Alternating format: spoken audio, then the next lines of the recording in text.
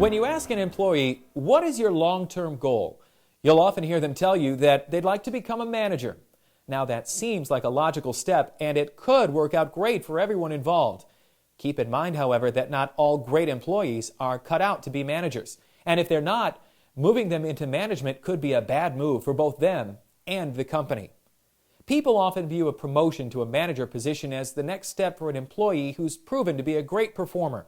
And in some cases, they're right. But there are a few things to closely consider before making that assumption.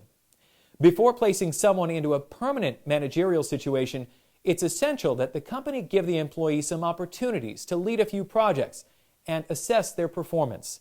That seems like common sense, but it's not as common as you might think. Oftentimes, the typical tasks that a stellar employee handles with ease are very different than those required to be a great manager. For example, a software engineer may be extremely talented at writing code and solving bugs, but they may not have the skill set to give constructive feedback to others, help in the goal-setting process, or even delegate work. Promoting that employee to a management position will not only take away time from true talents, but potentially cause a decline in the amount of work the entire team is able to produce. Managing a team properly takes up a significant percentage of an employee's time each week.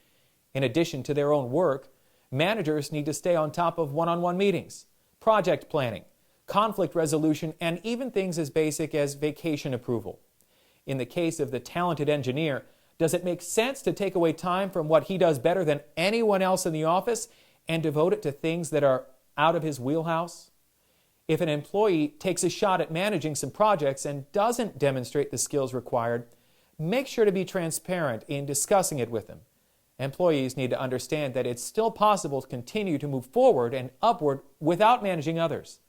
Together, you can come up with a set of goals that will best serve both them and the company. Now, at the same time, it's important to consider that some employees who are solid performers, but maybe not the top of the team, may actually make for strong managerial candidates. Maybe they're extremely organized and have outstanding people skills. Again, we're talking about a completely different skill set. So while it's obviously important to reward your top performers by allowing them to move ahead, deciding the best way for them to do so will keep the entire company on a winning track. I'm Dan Cohen for the Job Channel Network.